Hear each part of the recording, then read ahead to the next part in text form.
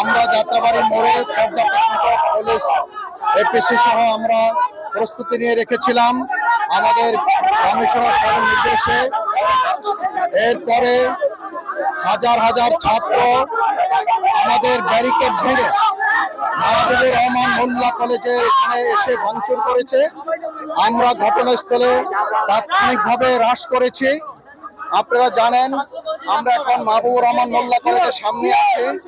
আমরা এখানকার ছাত্র প্রতিনিধি, বৈষম্য বিরোধী ছাত্র আন্দোলনের যারা প্রতিনিধি এতদ অঞ্চলের তারা এবং এই কলেজের যারা অথরিটি আছেন এবং শিক্ষক শিক্ষিকা যারা আছেন সবার সাথে আমরা এখানে আলোচনা করব এবং এখানে ঘটনা পরবর্তী আমাদের যে রেসপন্স টিম আছে আমরা এটা সঠিকভাবে নিয়ন্ত্রণে যাতে আসে সেই চেষ্টা আমরা অব্যাহত রেখেছি।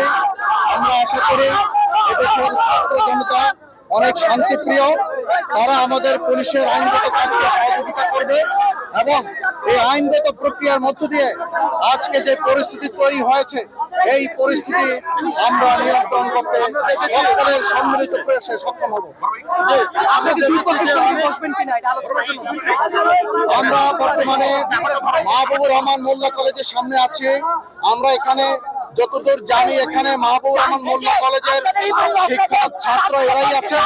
আমরা তাদের সহযোগিতা পাচ্ছি, তারা আমাদেরকে সহযোগিতা করছে। মাহবুবুর রহমান মোল্লা কলেজের ছাত্র শিক্ষকরা তারা শান্তিপ্রিয় এবং এই সহযোগিতার মধ্য দিয়ে আমরা এখানকার যে পরিস্থিতি সেই পরিস্থিতি আমরা নিয়ন্ত্রণে আনবো এবং এখানে কি ক্ষয়ক্ষতি হয়েছে তা নিরূপণ করে পরবর্তী যে আইনগত প্রক্রিয়া সেই আইনগত প্রক্রিয়া গ্রহণ করা হবে। আপনারা বলছিলেন আপনাদের ব্যারিকেড ভেঙে তারা চলে আসছে, আসলে তাদের যে প্রস্তুতি ছিল আমরা দেখেছি সকাল থেকে, আপনাদের গোয়েন্দা তৎপরতা ছিল কিনা বা সেই পরিমাণ ফোর্স আপনারা এখানে রেডি করতে পারছেন কিনা?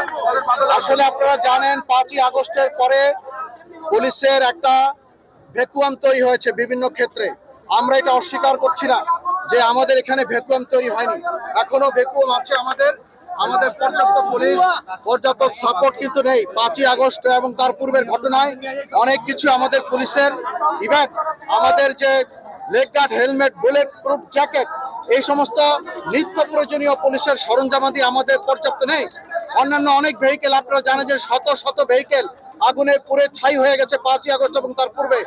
এই সীমাবদ্ধ